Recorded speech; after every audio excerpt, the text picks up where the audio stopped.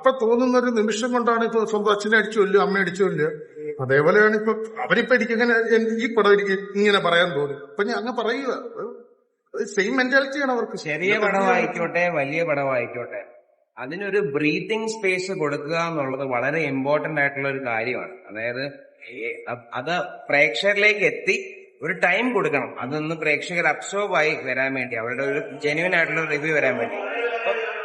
I humbly request all these online reviewers, post your reviews probably 2, 3 or 4 days after release, not at the noon of release. ആ ഉച്ചയ്ക്ക് തന്നെ half time ഇപ്പൊ നമ്മളൊന്ന് പോവാൻ ചില reviewers half ടൈമിന് മുന്നേ അവരുടേതായ വ്യൂവർഷിപ്പിന് ചെയ്യുന്ന കാര്യങ്ങളായിരിക്കാം. പക്ഷെ എന്തായാലും it is not fair when we are spending, I am the executive producer of the film, of this particular film.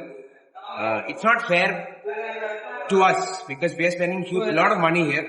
നമ്മുടെ പൈസ നമ്മൾ ഇത്ര ഇറക്കും, നമ്മൾ ഇത്ര ഇൻവെസ്റ്റ് ചെയ്ത് നമ്മൾ ആത്മാർത്ഥമായി നമ്മളൊരു പടം പിടിക്കുമ്പോഴത്തേക്ക് നമ്മൾ ആ ഹാഫ് ടൈം ആകുമ്പോഴത്തേക്ക് ആ പടം പോരാ ബ്രോ മറിച്ചേതാന്ന് പറയുന്നത് ഇറ്റ്സ് നോട്ട് റൈറ്റ്.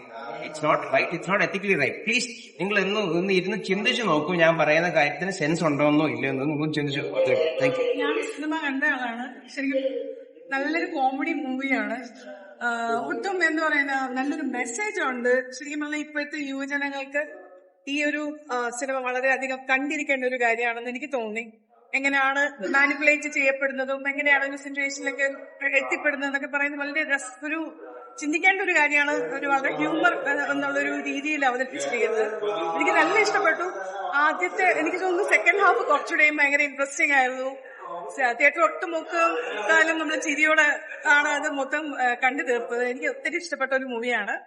പിന്നെ ചില തിയേറ്റേഴ്സിൽ എനിക്ക് ഷോസ് കുറവായിട്ട് തോന്നിയിട്ടുണ്ട്. കാര്യം ബുക്ക് ചെയ്യാൻ നോക്കിയപ്പോഴത്തേക്ക് 1-2 ഷോസേ ഉള്ളൂ. ബാക്കിയൊക്കെ നല്ല ഒരു കണ്ട എക്സ്പീരിയൻസ് വെച്ചിട്ട് എനിക്ക് വളരെ ഇഷ്ടപ്പെട്ട ഒരു മൂവിയാണ്. തീർച്ചയായിട്ടും എല്ലാവരും കാണുക. ഇപ്പൊ ഇറങ്ങുന്ന എല്ലാ പടങ്ങളിലെക്കാളും കുറച്ച് ഹ്യൂമറൊക്കെ ഇഷ്ടപ്പെടുന്ന തീർച്ചയായിട്ടും തോന്നി കാണുക. ഒറ്റ കാര്യം കൂടി, റിവ്യൂവേഴ്സ് അവരും ജീവിക്കണം, ഞങ്ങളും കൂടി ജീവിച്ചോട്ടെ, എല്ലാരും ജീവിക്കട്ടെ. ഓക്കെ.